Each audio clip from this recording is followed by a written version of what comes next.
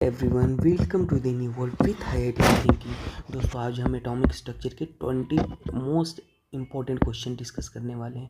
ये सारे क्वेश्चन आपको कुछ ना कुछ सिखाएंगे और बेहतरीन तरीके से आपका प्रैक्टिस भी हो जाएगा। ठीक है, मैंने सारे अच्छे अच्छे क्वेश्चन ले रखे हैं। आइए इसको हम स्टार्ट करते हैं। एक एक क्वेश्चन को सॉल्व करेंगे और आपको कॉन्सेप्ट बताएंगे। वीडियो ऐसा होगा, मतलब ऐसा नहीं कि हम डायरेक्ट केवल आपको आंसर बता के आगे बढ़ चलेंगे। नहीं नहीं नहीं, हम आपको प्रॉपर सोल्यूशन बताएंगे। इससे आप रिवाइज भी कर सकते हो अपने कॉन्सेप्ट को। ठीक है, आइए देखते हैं पहले क्वेश्चन को कैसे सॉल्व कर सकते हैं। देखिए पहला क्वेश्चन जो आपके सामने था, एक्चुअल में इसमें गिवन क्या था, if the radius of first orbit of hydrogen atom is a0। तो मतलब आपको हाइड्रोजन एटम के लिए फर्स्ट ऑर्बिट के लिए कितना गिवन था भाई। मतलब हम अगर फॉर्मूला देखें तो होता है a0 कांस्टेंट n² z। अगर फर्स्ट ऑर्बिट है, ठीक है, फर्स्ट ऑर्बिट के लिए n की वैल्यू आपके पास 1 हो जाएगा। हाइड्रोजन है वहाँ तो z के लिए 1 ही हो जाएगा। तो आप अगर लिखोगे यहाँ पे, कभी कभी a0 की जगह k भी लिखा सकता है। तो a0 और यहाँ पे आपके पास क्या हो जाएगा, फर्स्ट ऑर्बिट है तो इसके लिए आप क्या लिख लोगे भाई, 1 लिख लोगे। तो ये तो आपको गिवन ही था, तो इससे कोई कंफ्यूज नहीं होना है। लेकिन पूछा किसके लिए था, थर्ड ऑर्बिट के लिए। तो a0 is equal to n² हो जाएगा और n² की जगह आप क्या रख दोगे, थर्ड ऑर्बिट के लिए 3 रख दोगे। मतलब आपके पास n की वैल्यू यहाँ पे क्या हो जाएगी, थर्ड ऑर्बिट के लिए ये 3 हो जाएगा। थर्ड ऑर्बिट है ना, थर्ड ऑर्बिट के लिए 3 हो जाएगा। तो यहाँ पे आपके पास 3 का स्क्वायर हो जाएगा। r बराबर आप लिखोगे 9a0 हो जाएगा। अब आपको एक डायरेक्ट फॉर्मूला पता होता है क्या भाई, 2πr is equal to n into lambda. 2πr बराबर n इंटू लैम्डा, हमेशा याद रख लेना, स्टार करके लिख लेना, ये इंपॉर्टेंट है, डायरेक्ट रिलेशन। ठीक है, तो अगर जैसे ही आपके पास ये आ गया तो आपने देखो r की वैल्यू क्या निकाल ली है, r की वैल्यू आपको पता है 9a0 आपने निकाल लिया है ना, 9a0 ही तो है। उसके बाद और यहाँ पे क्या था भाई, n की वैल्यू n लैम्डा है ना, और n की वैल्यू थर्ड ऑर्बिट के लिए आपको पता ही चल गया, n इंटू 3 इंटू लैम्डा। तो यहाँ से 3 से 3 हम कैंसिल कर लेंगे, 3 से 3 3 जा 9 हो जाएगा। तो लैम्डा बराबर जो निकल के आ जाएगा वो आ जाएगा 3 2 जा 6 πa0 आ जाएगा। तो आपके पास आंसर यही हो जाएगा। बहुत ही अच्छा क्वेश्चन है ना। तो ये भी PYQ का क्वेश्चन था एक्चुअल में, पर कॉन्सेप्ट सीखा था इसलिए मैंने इसको ले लिया। आइए दूसरे क्वेश्चन को देखते हैं। दूसरा क्वेश्चन आपके पास सामने रहा, ये रेडिएशन ऑफ फ्रीक्वेंसी। अगर आप दूसरे क्वेश्चन को पढ़ेंगे तो बहुत ही अच्छा क्वेश्चन है, बहुत इजी है। देखिए बोला था radiation of frequency mu R incident on a photo sensitive metal, the maximum kinetic energy of photo electron is E. ठीक है, maximum when the frequency of the incident radiation is double then the what is the maximum kinetic energy. आइए इसको देख लेते हैं, बहुत easy question है। देखिए कैसे सॉल्व करोगे, हम लिख लेते हैं सबसे पहले सॉल्व। हमको पता है काइनेटिक एनर्जी मैक्सिमम बराबर क्या होता है, काइनेटिक एनर्जी मैक्सिमम बराबर होता है h into mu minus h into mu, या वर्क फंक्शन इसको लिखते हैं, है ना। ये क्या है, वर्क फंक्शन। ठीक है, वर्क फंक्शन है। अब आपके पास ये काइनेटिक एनर्जी को, अच्छा यहाँ पे क्या बोला है, गिवन है काइनेटिक एनर्जी ई गिवन है और फ्रीक्वेंसी आपको म्यू गिवन है, तो हम उसी फॉर्मेट में ये लिख लेते हैं। ठीक है, चलो भाई। अब आपको ये बोला है कि जब फ्रीक्वेंसी डबल कर दी जाती है तो काइनेटिक एनर्जी क्या होगी, तो हम काइनेटिक एनर्जी मान लेते हैं ई डैश होगी जब आपके पास फ्रीक्वेंसी क्या होगी, डबल। फ्रीक्वेंसी डबल मतलब म्यू क्या हो गया, डबल, म्यू डबल हो गया। और आपके पास वर्क फंक्शन ये इक्वेशन 1 है, ये इक्वेशन 2 है। अब हमको फॉर ऑप्शन में चेक करो, जो ऑप्शन गिवन है आपको ई और एच इंटू म्यू के फॉर्मेट में गिवन है। मतलब आपको यहाँ पे जो फाई दिख रहा है उसको हटाना पड़ेगा। तो हम क्या कर लेते हैं, इक्वेशन 1 माइनस इक्वेशन 2 कर लेते हैं, कर लें। तो इक्वेशन 1 माइनस 2 करेंगे अगर हम, तो यहाँ पे हम माइनस कर लेंगे, ये भी हमारे पास प्लस में था तो माइनस, और ये भी माइनस में था तो हमारे पास प्लस में हो जाएगा। अब देखो सिंपल सी बात है, अगर हम इसको लिखेंगे तो ई माइनस ई डैश हो जाएगा, माइनस कर रहे हैं, और वहाँ पे लिख लो अच्छे से h into mu minus h into 2 mu. और ये -5 और ये +5 वर्क फंक्शन ये कैंसिल हो गया। इसको और अच्छे से अगर लिखो तो ई और -e' बराबर क्या हो जाएगा, -h इंटू म्यू हो जाएगा। लेकिन हमसे नई काइनेटिक एनर्जी पूछी गई थी, तो अगर हम E' बराबर लिखना चाहेंगे तो हमारे पास क्या हो जाएगा, E + h इंटू म्यू। समझ आया आपको? ट्रांसफॉर्म करके लिख लिया तो ऑप्शन नंबर सी सही हो गया। ठीक है, इसमें हमने चेक किया था ऑप्शन नंबर, इसमें भी सी सही था और इसमें भी सी सही था। आइए इस क्वेश्चन को देख लेते हैं।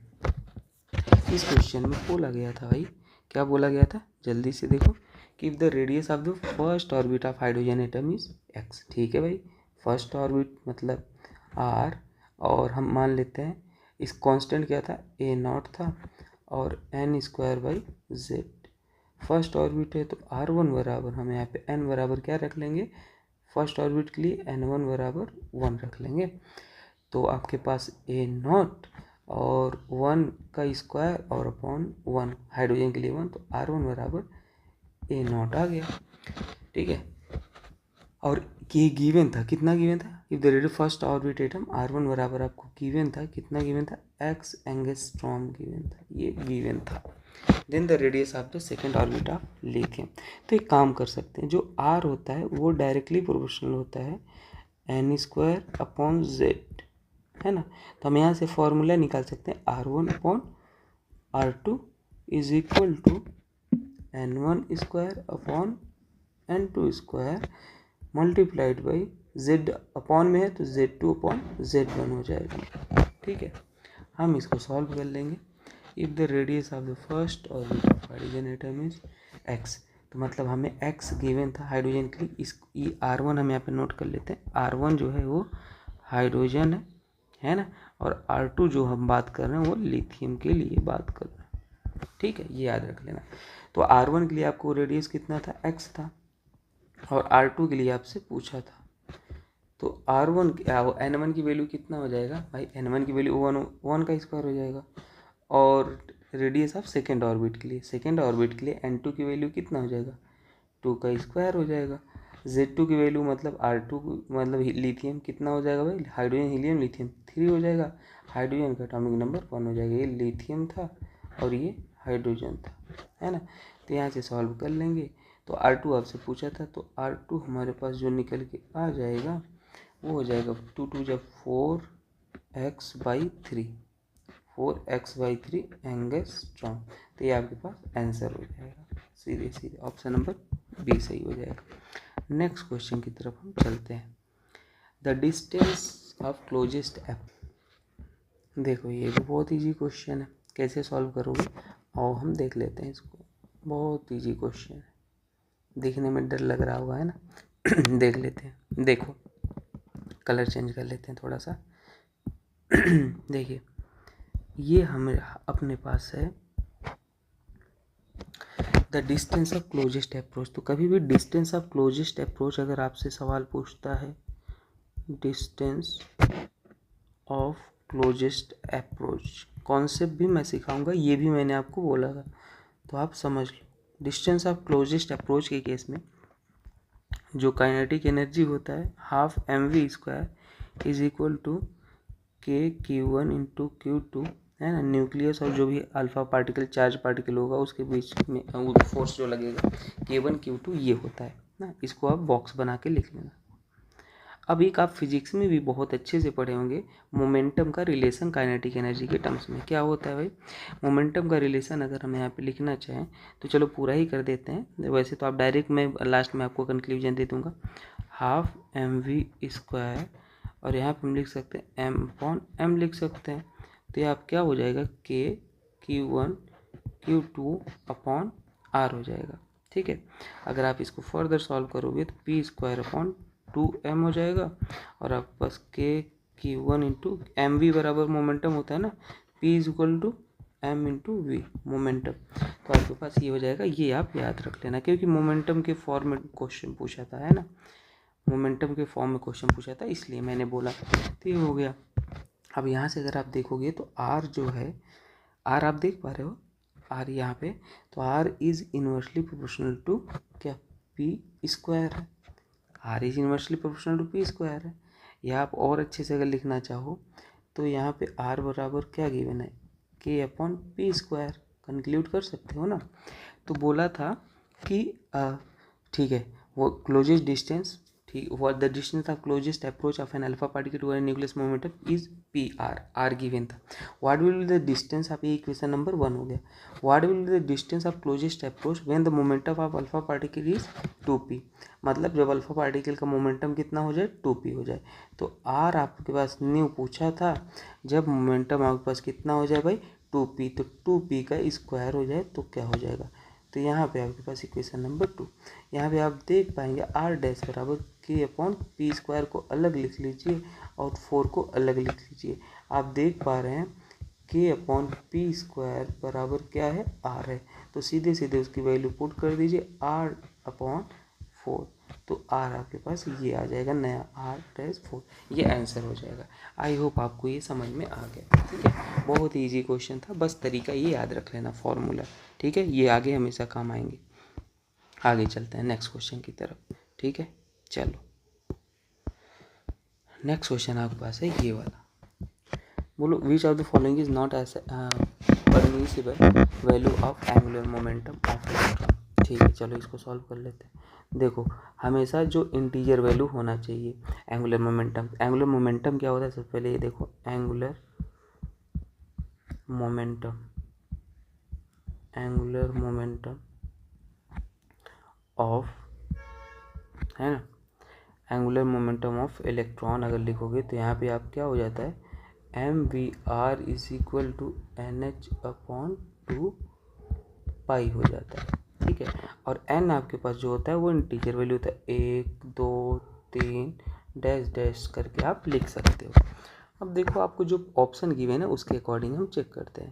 ऑप्शन ए में जो गिवन है वो कितना गिवन है भाई, M V R angular momentum वो गिवन है 1.5 एच अपॉन पाई। इसको सॉल्व करके लिखोगे तो 15 डिवाइड बाई 10 हो जाएगा, एच अपॉन पाई हो जाएगा। तो अगर यहाँ पे 15 बाई 10 तो हम इसको लिखेंगे तो 5 3 जा 15, 5 2 जा ये 10, तो आपके पास 3/2 हो जाएगा, एच अपॉन 2 पाई। हाँ भाई, एच अपॉन 2 पाई। तो आप यहाँ पे अगर देख पा रहे हैं तो आपके पास यहाँ पे इंटीजर वैल्यू इसे बार बार क्यों लिख दिया, एच अपॉन 2 पाई हो गया ना। तो यहाँ पे आप देख पा रहे होंगे क्लियरली, आपको यहाँ पे मेंशन है ये 3 आ रहा है, 3 आ रहा है, जो कि आपके पास एक इंटीजर वैल्यू है, तो ये तो परमिसिबल है। दूसरा हम चेक कर लेते हैं, ऑप्शन नंबर बी है M V R equal to, angular momentum given है ना 0.5 अपॉन एच अपॉन पाई। तो इसको भी हम सॉल्व कर लेंगे तो क्या हो जाएगा, 5/10 एच अपॉन पाई, एच अपॉन पाई हो जाएगा, तो 5 1 जा 5, 5 2 जा 10, तो यहाँ पे एच अपॉन 2 पाई आपके पास 1 आ गया, ये आपके पास 1 आ गया। तो आपके पास ये भी एक इंटीजर वैल्यू है, आप देख पा रहे हैं ना। एंगुलर मोमेंटम यहाँ पे 2 पाई फिक्स करना है क्योंकि फॉर्मूले में है ना 2 पाई, इसलिए सी ऑप्शन चेक कर लेते हैं। सी ऑप्शन है अपने पास, M V R is equal to 1.25 H upon pi हो गया। तो इसको अगर हम लिखेंगे तो अपने पास हो जाएगा 125 अपॉन 100 एच अपॉन पाई करना है। तो हम इसको अगर कैलकुलेट करेंगे तो आप कैसे करोगे, 5 से काट लो, 5 1 जा 5 2 जा 10, 5 5 जा 25 और ये 5 20 हो जाएगा, 5 5 जा 5, 5 4 जा 5/4 आ रहा है। अगर आप इसको और अच्छे से सॉल्व करोगे तो ये कितना आ जाएगा, 5/4, हमें यहाँ तो 2 पाई करना है तो 5, हम इसको 5/2 और एच अपॉन 2 पाई, हमने 4 को 2 × 2 करके लिख लिया। अब अगर देखोगे तो 2 1 जा 2, 2 2 जा 4, 2 5 जा 10, आपके पास एन की वैल्यू 2.5 आ रही, जो कि परमिसिबल नहीं है। तो ऑप्शन नंबर आपके पास क्या सही हो जाएगा, सी सही हो जाएगा, ठीक है। तो ये अच्छा क्वेश्चन था। नेक्स्ट क्वेश्चन देखते हैं। नेक्स्ट क्वेश्चन आपसे बोला था, क्या बोला था भाई, कि if the R1 is the radius of the first orbit of hydrogen. आओ सॉल्व कर लेते हैं, ठीक है। देखो क्या बोला था, R1 इज द फर्स्ट, मतलब हमें पता है हाइड्रोजन के लिए Rn बराबर क्या होता है, R1 × n का स्क्वायर, सीधी बात है। आपको हाइड्रोजन के केस में गिवन था radius of first Bohr orbit, है ना, रेडियस ऑफ फर्स्ट ऑर्बिट ये गिवन था। अब सेकेंड ऑर्बिट के लिए निकालोगे जब एन सेकेंड ऑर्बिट के लिए क्या हो जाएगा, सेकेंड ऑर्बिट के लिए, ठीक है, तो सेकेंड ऑर्बिट के लिए n बराबर आपके पास 2 हो जाएगा। तो हमारे पास R2 बराबर क्या हो जाएगा, R1 इंटू 2 का स्क्वायर, और n बराबर आपके पास 2 हो जाएगा। एक्चुअल में जो रेडियस का ये फॉर्मूला होता है ना, केवल हाइड्रोजन के लिए ही एप्लीकेबल होता है, हाइड्रोजन लाइक स्पीसीज। तो ये आपके पास फिक्स है, n बराबर आप चेंज करते जाओ। R2 आपके पास ये कितना आ जाएगा, 4R1। अगर हम देखेंगे थर्ड ऑर्बिट के लिए, मतलब थर्ड ऑर्बिट के लिए यहाँ पे निकालेंगे तो n बराबर आपके पास क्या हो जाएगा, n बराबर 3 हो जाएगा। तो R3 बराबर आप क्या लिख लोगे, R1 इंटू 3 का स्क्वायर, तो आपके पास 9R1 हो जाएगा। इसी तरीके से n बराबर 4 के लिए, फोर्थ ऑर्बिट के लिए क्या हो जाएगा, फोर्थ ऑर्बिट के लिए R4 is equal to R1 into 4 का स्क्वायर 16R1 हो जाएगा। ठीक है, तो यहाँ से हमारे पास कंक्लूजन निकल गया है। सेकेंड ऑर्बिट के लिए कितना हो गया, 4R1, थर्ड के लिए 9R1 और फोर्थ के लिए 16R1। तो ऐसा कहीं ऑप्शन दिख रहा है 4, 9, ऑप्शन नंबर सी सही हो जाएगा। ठीक है, तो ये होता है सवाल। चलिए आगे बढ़ते हैं, आइए इसको सॉल्व कर लेते हैं, है ना। नेक्स्ट सवाल है जेई का PYQ है और अच्छा क्वेश्चन है। देखिए इसको कैसे सॉल्व करेंगे हम बताते हैं आपको। देखिए पहले हम तो इसको ऐसे कर लेते हैं, यहाँ पे एक सेकेंड, है ना, 2 पेज में कन्वर्ट कर ले।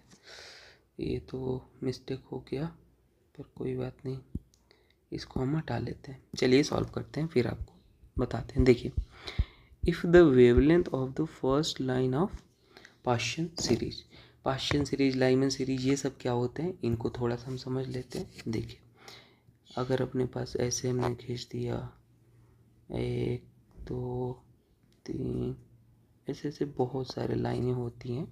ठीक है, मैं सीक्वेंस में नहीं खींचा हूँ। अगर यहाँ पे हमने क्या ले लिया, ये 1, 2, 3, 4 ऐसे बहुत सारी होती हैं, इनफाइनाइट तक लाइन होती हैं, स्पेक्ट्रम में पढ़ाया जाता है। ठीक है, इसको लाइमन बोलते हैं, इसको बाल्मर बोलते हैं, इसको पाश्चियन बोलते हैं, ब्रैकेट फंड ऐसे ऐसे आता है। ठीक है, तो ये क्या बोला है आपसे कि if the wavelength of the first line of Paschen series, तो पाश्चियन सीरीज ये है, आप देख पा रहे हैं पाश्चियन सीरीज ये वाला है। तो यहाँ पे जो फर्स्ट लाइन है वो आपके पास यही वाली है। देखो फर्स्ट लाइन, यही पॉसिबिलिटी है यहाँ पे, ट्रांजिशन, हमेशा ट्रांजिशन डी एक्साइट होता है ऊपर से नीचे, है ना, कुछ ना गिवन हो तो। और बोला है if the wavelength of the first line of Paschen series atom is इतना, then the wavelength of second line, तो ये फर्स्ट लाइन है पाश्चियन का, और सेकेंड लाइन आपके पास ये हो जाएगा, सेकेंड लाइन ये हो जाएगा। तो n बराबर आगे भी लिख लो 5। ठीक है, तो अब हमें पता है रिडबर्ग फार्मूला, एक हमको रिडबर्ग फार्मूला बताया जाता है। कैसे बताया जाता है मैं आपको दिखाता हूँ। आपको एक फार्मूला बताया जाता है 1/λ है ना, r इंटू जेड का स्क्वायर, ब्रैकेट में 1/n फाइनल का स्क्वायर माइनस 1/n इनिशियल का स्क्वायर। ठीक है, तो ट्रांजिशन कहाँ से हो रहा है, फर्स्ट लाइन, फर्स्ट लाइन आपके पास ये है, उसके बाद सेकेंड लाइन आपके पास ये फर्स्ट लाइन है, ये सेकेंड लाइन है। तो पहले हम फर्स्ट लाइन के लिए कर लेते हैं, है ना, first line of Paschen, first line of Paschen series यहाँ पे। तो हमारे पास कहाँ से कहाँ पे ट्रांजिशन हो रहा है, फर्स्ट में 4 से 3 में हो रहा है, मतलब आपके पास n इनिशियल है ये है, n फाइनल आपके पास ये है। वैल्यू आप पुट कर लो 1/λ, लैम्डा की वैल्यू ये, तो r ऐसे ही रहने दो। जेड हाइड्रोजन के लिए कितना हो जाएगा, 1 का स्क्वायर हो जाएगा, और 1/3 का स्क्वायर अपॉन ये कितना हो जाएगा, 4 का स्क्वायर मतलब 16। लैम्डा की वैल्यू पुट कर लो 1/720 r, और यहाँ पे आपके पास क्या आ जाएगा, एलसीएम भी ले लेते हैं हम जल्दी जल्दी, है ना, 9 × 16, और 9 से 9 कट जाएगा, 16 माइनस 9 हो जाएगा। और यहाँ पे आप इसको लिख सकते हो r into 7/9 into 60। Equation number first हो गया। अब पूछा था wavelength of second line of this series, second line of Paschen series का second line of Paschen series कहाँ से कहाँ ट्रांजिशन हो जाएगा, 5 से 3 पे हो जाएगा। मतलब n इनिशियल आपके पास 5, n फाइनल इतना ही रहेगा। 1/λ equal to r into Z square कितना है भाई, जेड स्क्वायर एक ही रहने वाला है। और वहाँ पे n आपके पास क्या था, n फाइनल आपके पास 3 का स्क्वायर मतलब 9, और n इनिशियल आपके पास कितना हो जाएगा 5 मतलब 25। तो यहाँ पे आप सॉल्व कर लोगे 1/λ आपके पास r, और यहाँ पे हम सॉल्व कर लेंगे 25 इंटू 9, और ये 25 माइनस 9 ये आपके पास निकल के आ जाएगा 16 हो जाएगा, डिवाइड बाई 25 इंटू 9। एक काम कर लो, इक्वेशन को आप डिवाइड कर लो, इक्वेशन फर्स्ट और सेकंड को आप डिवाइड कर लो, तो आपके पास जो यहाँ पे लैम्डा निकल के आ जाएगा, यही आपसे पूछा था। लैम्डा आपके पास 25 इंटू 7 हो जाएगा, और हम डिवाइड करना 16 इंटू 16, तो ये आपके पास लग, और इंटू 7 20 भी हो जाएगा, वो भी था। और ये डिवाइड कर लेना 492 नैनोमीटर के आसपास आंसर आ जाएगा। ठीक है, ये हो जाएगा आंसर, ये हमेशा याद रख लेना। ठीक है, एक चीज़ और आपको इसी में बता देना चाहता हूँ, कभी मान लो अगर पूछता, मान लो लाइमन सीरीज के लिए पूछता लैम्डा मैक्स, तो कहाँ से कहाँ ट्रांजिशन कराते हैं लैम्डा मैक्स, 2 से फर्स्ट हमेशा पहली लाइन होता है लैम्डा मैक्स। और लैम्डा मिनिमम पूछता लाइमन के लिए तो इनफाइनाइट से फर्स्ट पे। मान लो बामर के लिए पूछता लैम्डा मैक्स तो यहाँ से यहाँ पे, बामर सेकंड से। और अगर मान लो लैम्डा मिनिमम पूछता तो इनफाइनाइट से सेकंड पे। ठीक है, ये भी आप याद रख लेना। नेक्स्ट क्वेश्चन चलो देखते हैं। ठीक है, तो यहाँ बोला था the ratio of the difference in energy between the first line and second line of the second orbit of to that of between second and third। Ratio पूछा था सिंपल, मतलब आपसे क्या पूछा था पता है, फर्स्ट लाइन और सेकेंड लाइन का रेशियो क्या हो जाएगा, नहीं मतलब रेशियो, मैं यहाँ पे कलर चेंज करता हूँ। रेशियो डिफरेंस पूछा था E1 माइनस E2 ऑर्बिट का एनर्जी का, है ना, divide by E2 minus E3, है ना, ये आपसे पूछा था इनका रेशियो। मतलब यहाँ पे पढ़ना सवाल, ratio of difference in energy between the first and second orbit to that of between second and third. तो वही सेकेंड एंड थर्ड, फर्स्ट और इसका रेशियो।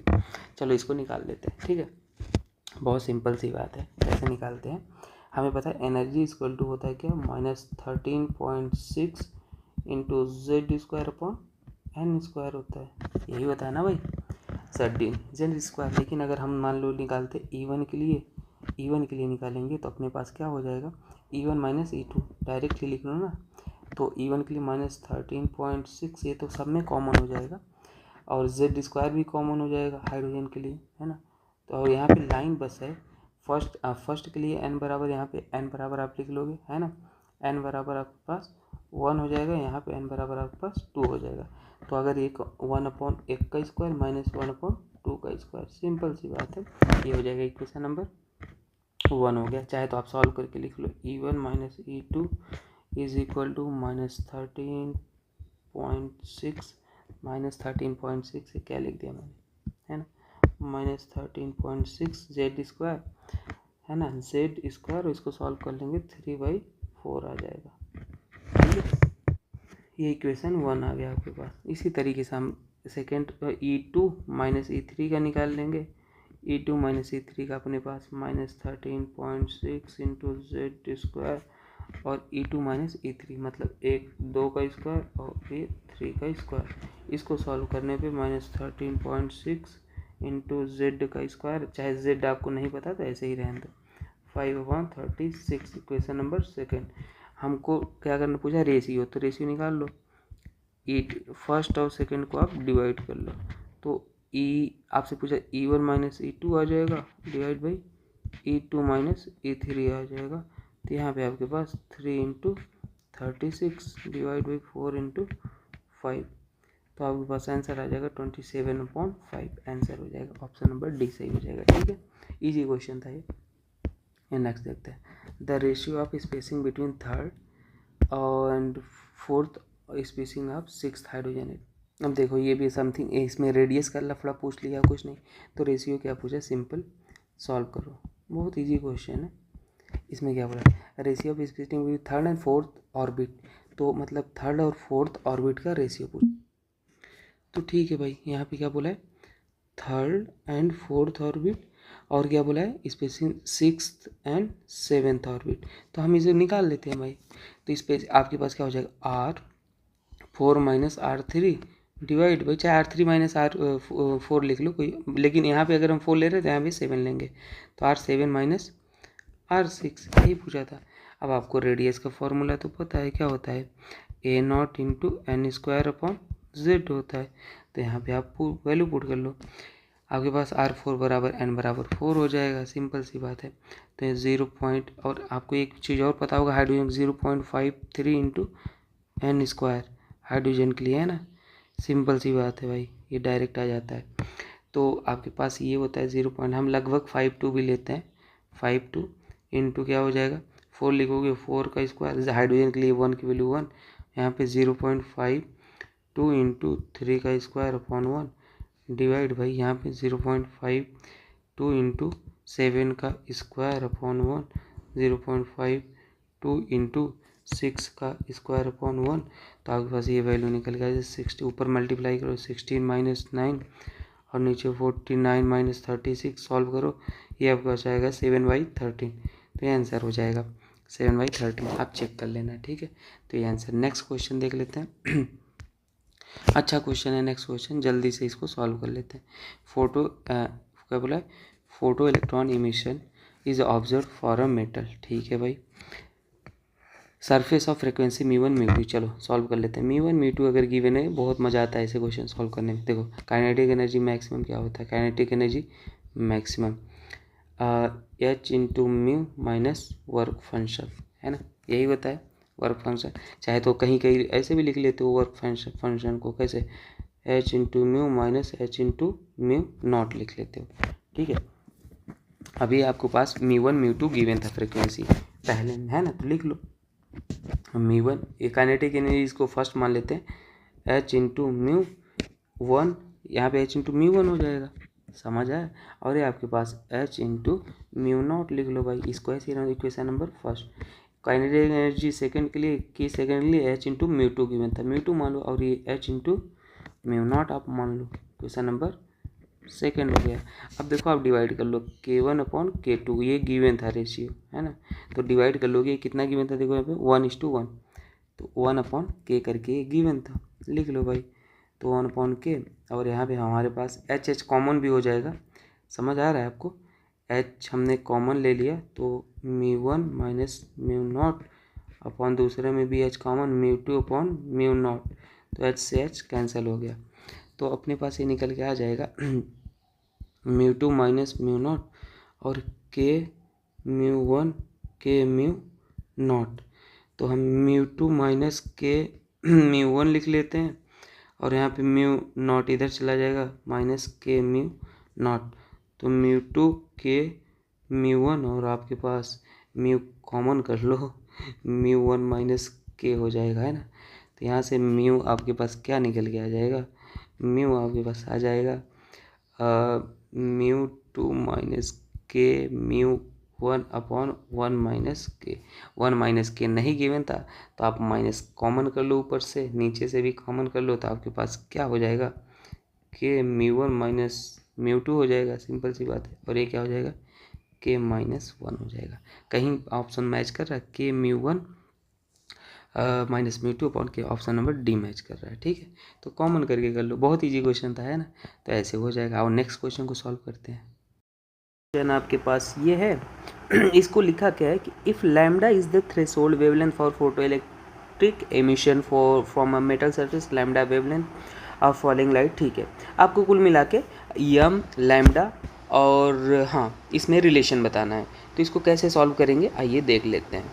सबसे पहले आपको एक चीज़ पता है कि काइनेटिक एनर्जी मैक्सिमम बराबर क्या होता है, काइनेटिक एनर्जी मैक्सिमम बराबर होता है H into mu, minus H into mu, work function को म्यू नॉट ऐसे कर लेते हैं ना, या कभी कभी इसी को ऐसे भी लिखते हैं H mu minus work function, है ना, तो परेशान नहीं होना। काइनेटिक एनर्जी बराबर हाफ एम वी स्क्वायर, और ये हो जाएगा अपने पास म्यू, म्यू को हम क्या लिख सकते हैं, सी बाई लैम्डा लिख सकते हैं एच, और इसको लिख सकते हैं सी बाई लैम्डा नॉट लिख सकते हैं। तो यहाँ से एक काम कर लेते हैं, हाफ एम वी स्क्वायर हम कॉमन कर लेते हैं, क्या एच सी अपने पास कॉमन हो जाएगा, 1 upon lambda upon 1 upon lambda naught. तो यहाँ से हाफ एम वी स्क्वायर ये क्या हो जाएगा एच सी, और अपने पास लैम्डा लैम्डा नॉट, आपके पास यहाँ पे लैम्डा माइनस लैम्डा हो जाएगा, ये हो जाएगा भाई। हम एक काम कर सकते हैं भाई, यहाँ पे वी स्क्वायर इक्वल टू लिख सकते हैं 2HC, और अपॉन में यम नीचे चला आएगा, है ना, ऊपर था, तो अपने पास lambda minus lambda upon lambda lambda not.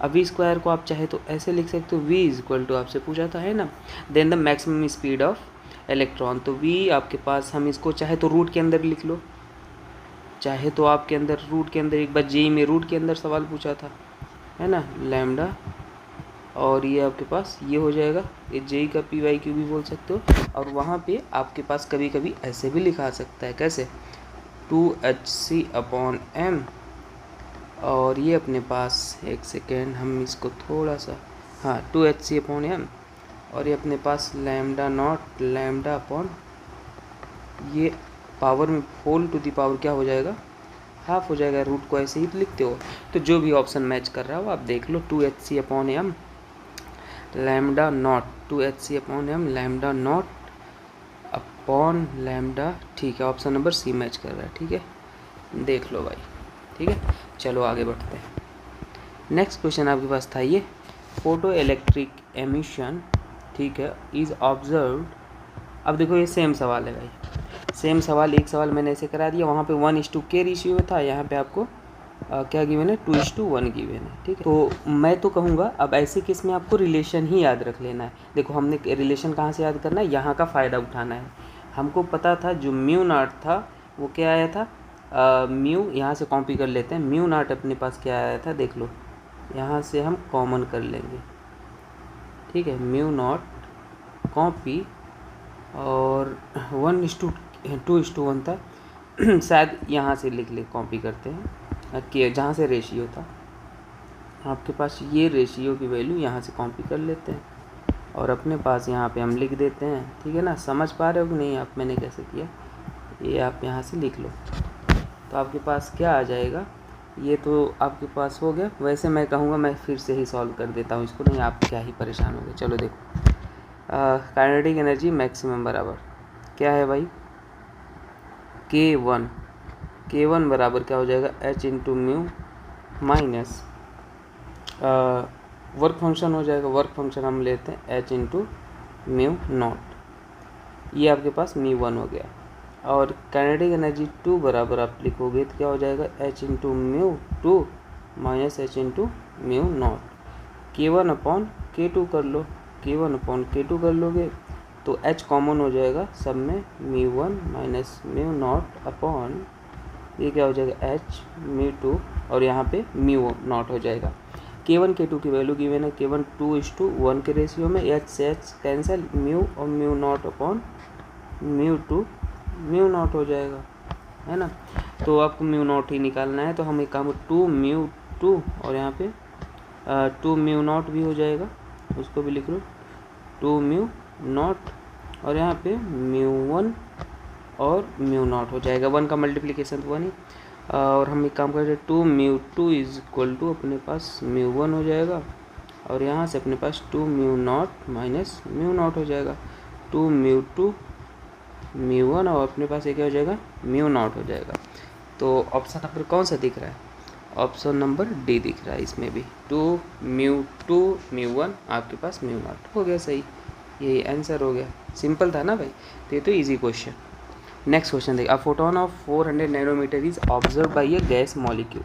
देखो ये क्या बोल रहा है, पहले क्वेश्चन को अच्छे समझो, आपके पास गैस के मॉलिक्यूल है, ठीक है, गैस के मॉलिक्यूल है, गैस मॉलिक्यूल, आपके पास क्या बोल रहा है, 400 नैनोमीटर का फोटोन ऑब्जर्व हो, यहाँ से क्या हो रहा है, एब्जॉर्ब हो रहा है 400 नैनोमीटर मॉलिक्यूल फोटोन एब्जॉर्ब कर रहे हैं। और फिर बोल रहा है ऑन री इमिट फोटोन हैज वेवलेंथ, ये फिर री इमिट भी कर रहे हैं, इमिट कर रहे हैं, है ना, 500 वेवलेंथ और 2 फोटोन इमिट कर रहे हैं, एक का अपन को पता नहीं, एक का अपन को लैम्डा पता नहीं, यही आपको निकालना था। कितना इजी सवाल था। तो ई बराबर क्या होता है, ई बराबर H into C by lambda होता है या एच इंटू म्यू। तो हम यहाँ पे लिख सकते हैं भाई 1 अपॉन, यहाँ से हमें रिलेशन पता 1 अपॉन लैम्डा बराबर 1 upon lambda 1 plus 1 upon lambda 2, है ना। वो लैम्डा को बस ये पता करना था किस फॉर्मेट में होता है। तो अपन को 2 फोटोन था ऐसे, तो हमें एक पता था 1 अपॉन लैम्डा, लैम्डा 1 कितना था भाई, ये 400 था, ये गिवन था जो एब्जॉर्ब हो रहा था। लैम्डा 1 भी पता था 500 और लैम्डा 2 आपको नहीं पता था। लैम्डा 2 आप निकालोगे क्या हो जाएगा 1 अपॉन 400 और ये अपॉन 500, समझ आ रहा है। तो आपके पास ये हो जाएगा। तो इसको आप लैम्डा 2 के टर्म्स में सॉल्व कर लो। 1 अपॉन लैम्डा 2 इक्वल टू, एक काम कर लेते हैं 400 इंटू 500, ये 500 माइनस 400 एलसीएम। तो यहाँ से हमारे पास 1 अपॉन लैम्डा 2 निकल के आ जाएगा 100 डिवाइड हुई 0 0 0 0 और 5 चौक 20, 2 शून्य से 2 शून्य कैंसिल। तो आपके पास लैम्डा 2 आ गया जो आ गया 20 इतना नैनोमीटर। सिंपल है ना, सॉल्व कर लेना बाकी। चलो नेक्स्ट क्वेश्चन सॉल्व करते हैं। नेक्स्ट क्वेश्चन है wavelength of photon which have energy equal to average energy of photon. ठीक है, इसमें energy equal to average energy of photon, मतलब आपके पास ई जो है वो एवरेज एनर्जी ऑफ फोटोन। कितने फोटोन है, 2, है ना। एवरेज मतलब यही तो होता है, जितने भी नंबर आपको स्पीसीज गिवन हो डिवाइड बाई उतना कर लो। और एनर्जी पूछा था तो एनर्जी 2 एनर्जी गिवन था, डिवाइड बाई 2 कर लिया। अब आपको पता है भाई एनर्जी के यहाँ पे लैम्डा के फॉर्म्स में लिखा है, लैम्डा के फॉर्म्स में लिखा है ना, क्या पता है ई बराबर होता है इन्वर्सली प्रोपोर्शनल टू लैम्डा। तो हम लैम्डा के फॉर्म में लिख लेंगे 1 upon lambda is equal to क्या हो जाएगा, हाफ हो जाएगा। और इसे आप लिख लोगे 1 upon lambda 1 plus 1 upon lambda 2 हो जाएगा। आपको लैम्डा 1 नहीं पता है, लैम्डा यही तो पूछा था 1 अपॉन 2, पहले वाले का गिवन है 1 अपॉन 4000 गिवन है प्लस 1 अपॉन 6000 है। इसको सॉल्व कर लो। तो यहाँ पे भाई 1 upon lambda is equal to आ जाएगा 6 4 जा 24, 24 2 जा 48। तो ये 48 एलसीएम लेके सॉल्व कर लोगे और लैम्डा बराबर आपके पास आ जाएगा 4800 एंगस्ट्रॉम। ठीक है, ऑप्शन नंबर बी हो जाएगा। नेक्स्ट क्वेश्चन देख लेते हैं। Radio station emit radiation of 400 kilohertz. The meter band station, meter band हमेशा लैम्डा में बताया जाता है वेवलेंथ के फॉर्म में, तो आप यही कंफ्यूज हो गए होंगे, बाकी तो सवाल ईजी था। ठीक है, तो 400 ये बोला था इसमें, तो कैसे हो जाएगा लैम्डा बराबर, आप देखो आपने पढ़ा ई बराबर क्या होता है एच इंटू म्यू, म्यू बराबर क्या होता है सी बाई लैम्डा। फ्रिक्वेंसी आपको गिवन था 400 किलोहर्ट्ज, 400 किलोहर्ट्ज को हर्ट्ज में चेंज करो मल्टीप्लाइड बाई 3, वही है भाई 1 किलो बराबर क्या होता है कोई भी चीज़ 1000। तो वही अगर मैं बोलूँ एक टॉफ़ी का प्राइस 10 रुपीज़ है तो 2 टॉफ़ी का प्राइस कितना हो जाएगा 10 मल्टीप्लाइड बाई 2। तो 1 किलो रिलेटेड है 10 टू पावर 3 मतलब 1000। तो 400 किससे 400 मल्टीप्लाइड बाई 1000। स्पीड ऑफ सी का स्पीड ऑफ लाइट मीटर पर सेकेंड डिवाइड बाई लैम्डा, ये कैंसिल हो गया, लैम्डा बराबर आपके पास निकल के आ जाएगा। इसको सॉल्व करेंगे तो मतलब 3 मतलब 750 आ जाएगा, है ना, मीटर में आएगा, याद रख लेंगे, है ना, क्योंकि स्पीड ऑफ लाइट हमने मीटर में लिया। ऑप्शन नंबर बी सही हो जाएगा। नेक्स्ट क्वेश्चन देखते हैं, पीडीएफ भी आपको मिल जाएगा। Wavelength of photon having 1 electron volt energy. तो आओ इसको सॉल्व कर लेते हैं, वेरी सिंपल क्वेश्चन।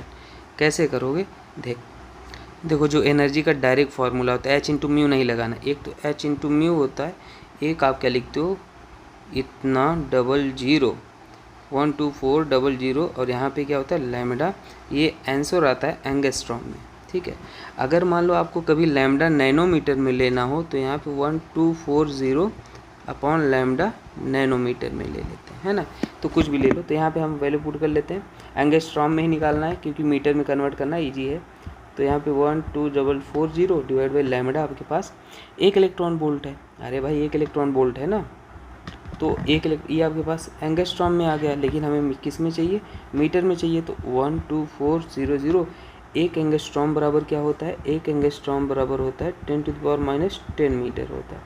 तो हम 1 एंगस्ट्रॉम को चेंज कर लेते हैं कितना, 10⁻⁻10 मीटर में।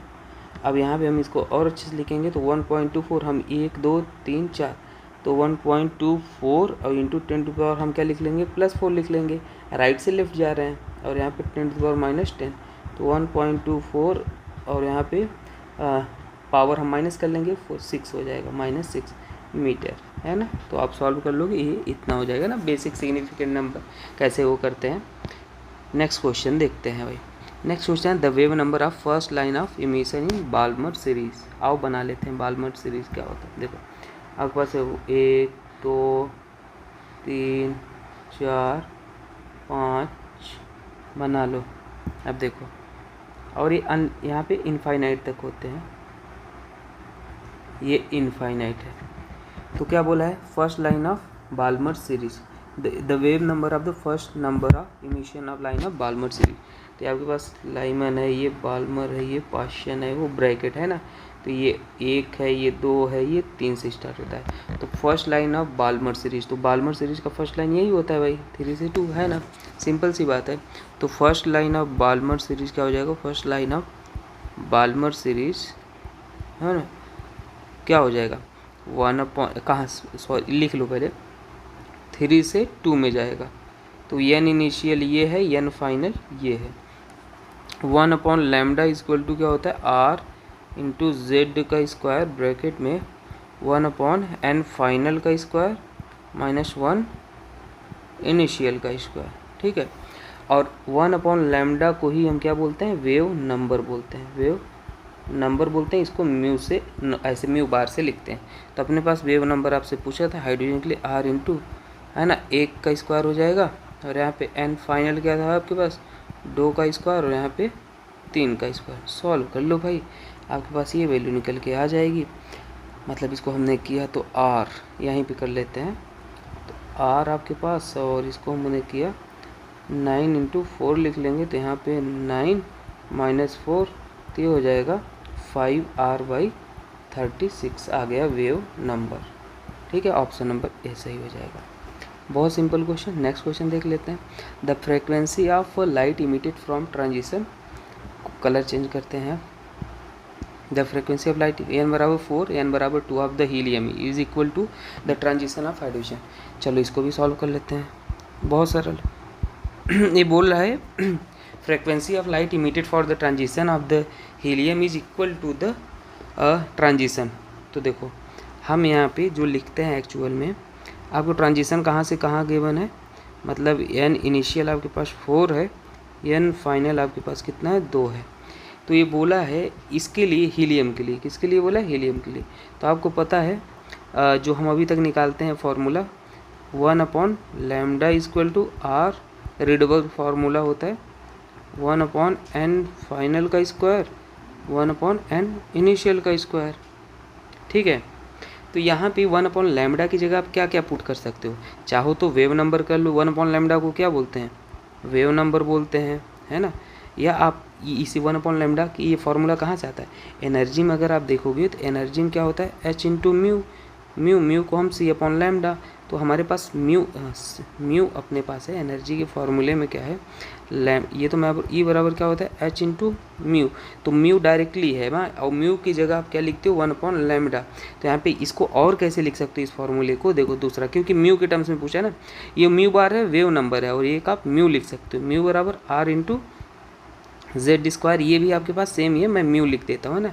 आप ये क्या है, फ्रिक्वेंसी है, ये ध्यान देना, ये क्या है, फ्रिक्वेंसी है, फ्रिक्वेंसी है, ये क्या है, वेव नंबर है, वेव नंबर है ना। तो आप ऐसे ऐसे सारे फॉर्मूले आप लिख सकते हो। तो फ्रिक्वेंसी के टर्म्स पूछा था तो लिख लो इसको, म्यू इक्वल टू क्या हो जाएगा, r तो ऐसे ही रहने दो, और z हीलियम के लिए तो z कितना हो जाएगा, 2 का स्क्वायर, और n फाइनल एन फाइनल यहाँ पे आप ये जेड लिख लो 2, एन फाइनल आपके पास कितना था 2 का स्क्वायर, और यहाँ पे क्या हो जाएगा इनिशियल 4 का स्क्वायर। ठीक है, तो ये आपके पास आ गया इक्वेशन नंबर 1 मान लो। अब बोला है ऐसा कौन सा ट्रांजिशन है जो इक्वल है, मतलब हाइड्रोजन, मतलब ये बोला है जो ये हीलियम का ट्रांजिशन कराया गया है यहाँ पे n बराबर 4 से 2 में is equal to the transition of hydrogen, मतलब कौन से हाइड्रोजन के लिए इक्वल होगा ट्रांजिशन। ठीक है, ये सेम, तो इसको इक्वल कर देते हैं किसके, हाइड्रोजन के लिए। अब हाइड्रोजन के लिए हम निकाल लेते हैं, हाइड्रोजन के लिए तो हाइड्रोजन के लिए म्यू बराबर आप लिखोगे r इंटू 1 का स्क्वायर, है ना, और हमें ये पता नहीं है n फाइनल, आपको यही तो पूछा है, और n इनिशियल इसको पता नहीं है। तो ये क्वेश्चन में गिवन है कि वो इक्वल होगा, है ना, कौन से के लिए इक्वल है, तो हम इक्वेट कर लेते हैं। इक्वेट कैसे करेंगे आइए देखते हैं, कलर थोड़ा सा हम चेंज करते हैं। देखिए हम क्या करते हैं, इक्वेशन 1 है, ये इक्वेशन 2 है, दोनों को इक्वल कर लेते हैं 1 एंड 2 से, तो इक्वल ही करना है ना वो क्वेश्चन अकॉर्डिंग टू क्वेश्चन। तो r 2 का स्क्वायर हो जाएगा, और ये आपके पास 1/2 का स्क्वायर 1/4 का स्क्वायर। हाइड्रोजन ये हीलियम वाला है ना, हीलियम प्लस और हाइड्रोजन का इक्वल कर लो r, और आपके पास क्या हो जाएगा 1/n फाइनल 1/n इनिशियल। ठीक है, ये अब यहाँ से हम कॉमन कर लेंगे 1/r2, यहाँ पे 1/2 स्क्वायर कॉमन कर लो, तो आपके पास क्या बचेगा 1/1, और यहाँ पे 1/2 का स्क्वायर हो जाएगा। बाकी आप वैसे ही रहने दो, 1/n फाइनल 1/n इनिशियल का स्क्वायर। ठीक है, ये माइनस है 1/n इनिशियल का स्क्वायर, कंपेयर कर लो, ये से ये कैंसिल हो गया, तो यहाँ पे n फाइनल आपके पास कितना आ गया 1, और n इनिशियल आ गया 2, हो गया आंसर 1 और 2, मतलब सीधी सी बात है ऑप्शन नंबर ए सही हो गया। कितना इजी क्वेश्चन था, है ना। नेक्स्ट देखते हैं, नेक्स्ट आपके पास देखो ये तो इन्फॉर्मेशन बेस्ड है। अगर लाइमन जो होता है, लाइमन जो लाइमन होता है वो हमेशा बिलोंग करता है यूवी रीजन से, यूवी रीजन से। ठीक है, और जो आपके पास बाल्मर है, बाल्मर वो बिलोंग करता है विजिबल से, विजिबल रीजन से। ठीक है, और आपके पास जो पाशियन है, क्या है, पाशियन है, पाशियन बिलोंग करेगा IR से, IR रीजन। बाकी पी फंड है, इसको आप बोल लोगे, जो बचा आप उसको कर लो, बचा आपके पास क्या, फर्स्ट बचा आई भी IR से होता है, तो ऑप्शन नंबर सी हो जाएगा। नेक्स्ट क्वेश्चन देख लेते हैं, the radius of second orbit of lithium is x। फिर से लिथियम वाला सवाल आ गया, है ना, इसको तो आप यूँ चुटकियों में सॉल्व कर दोगे, कैसे आइए देख लेते हैं कैसे सॉल्व कर दोगे चुटकियों में। देखो आपको पता है r जो होता है वो डायरेक्टली होता है n² z, तो यहाँ पे r1/r2 और n2/n1 z2/z1। ठीक है, तो हम एक काम कर लेते हैं, किसके, the radius of the second orbit of lithium is x, मतलब लिथियम। ठीक है भाई, r1 को हम कंसीडर कर लेते हैं लिथियम के लिए है, r2 के लिए हम कंसीडर कर लेते हैं r1 r2 बेरिलियम के लिए, है ना। चलो अब अकॉर्डिंग टू क्वेश्चन सॉल्व कर लेते हैं। तो the radius of the second orbit के लिए लिथियम को गिवन है, अकॉर्डिंग टू क्वेश्चन भी गिवन है, ये भी पुट कर लेते हैं। हाँ गलत मैंने लिख दिया थोड़ा सा ये फॉर्मूला, यहाँ पे एक्चुअल में डायरेक्टली है ना, तो n1 का स्क्वायर n2 का स्क्वायर z2 का अपॉन z1 हो जाएगा। तो लिथियम के लिए आपको गिवन था, ये लिथियम के लिए x था, r2 आपके लिए पूछा था, मान लेते हैं r2 आपसे पूछा था बेरिलियम की, ये आपके पास लिथियम के लिए था, ये बेरिलियम के लिए आपसे पूछा था, हमने यहाँ पे लिख दिया। तो एक काम कर सकते हैं, n1 की second orbit second orbit given था, तो 2 लिथियम का सेकेंड ऑर्बिट 2 का स्क्वायर, और थर्ड ऑर्बिट के लिए आपसे पूछा था बेरिलियम तो स्क्वायर, और Z2 beryllium hydrogen helium lithium beryllium के लिए 4 हो जाएगा, और लिथियम के लिए 3 हो जाएगा। हो गया सॉल्व। तो x/r2 और ये आपके पास 4/9 और ये 4/3 हो जाएगा। तो आपके पास R2 निकालना था, तो ये जाएगा 27x/16। ऑप्शन नंबर कोई दिख रहा है? 27/16 ऑप्शन नंबर सी सही हो जाएगा। ठीक है, तो बस आप इसी से सॉल्व कर सकते हो। बाकी आप टेलीग्राम लिंक हमारा टेलीग्राम भी दे दूंगा, लेकिन व्हाट्सएप ग्रुप दे दूंगा। टेलीग्राम हमारे जो नीट का इस बार पेपर हुआ है ना, चाहे जेई और चाहे नीट का, भाई जेई वालों भी रेडी रहना और नीट वालों दोनों को बता रहा हूँ। नीट का हमारा 99% क्वेश्चन बिल्कुल एग्जैक्ट मैच आया है, वो मैंने वीडियो बना के आज डालूंगा, आप देख लेना, है ना। नाइट केमिस्ट्री का और फिजिक्स भी प्लानिंग हम कर रहे हैं नेक्स्ट ईयर टाइम पढ़ाने के लिए, है ना। अभी क्या कैसे करना है, क्योंकि हम बेस्ट तरीके से करना चाहते हैं। और जेई वाले भी, आप जेई के हो तो रेडी रहो। ये कोर्स ये वाला तो दोनों देख सकते हो, जेई नीट दोनों, क्योंकि ये सबके लिए है। मैं मतलब रेलेवेंट कॉन्सेप्ट, स्टैंडर्ड क्वेश्चन, बेहतरीन कॉन्सेप्ट, मैंने सेलेक्टेड क्वेश्चन लेते हैं तो सबके लिए। लेकिन नीट जेई दोनों तैयार रहो। व्हाट्सएप ग्रुप आप ज्वाइन कर लेना, दे दूँगा। और मेंटरशिप स्टार्ट हो गया है ना, आप वो भी ज्वाइन कर लेना। आपको PDF नोट्स सब कुछ बेहतरीन तरीके से मिलेगा। रिवीजन इस लेवल का कराता हूँ कि आपको कभी दोबारा पढ़ने की ज़रूरत नहीं पड़े ना। बाकी आप ट्रिक एंड ट्रिप्स का प्लेलिस्ट देख लेना, है ना। और नीट वालों का तो मैं स्पेशली स्टार्ट किया था, जेई वालों के लिए किया था, लेकिन पूरा वो प्लानिंग नहीं कर पाया था। पर 25 मोस्ट एक्सपेक्टेड क्वेश्चन वगैरह हमने दे दिए थे, देख लेना। ठीक है, मिलते हैं नेक्स्ट वीडियो में, तब तक के लिए थैंक यू।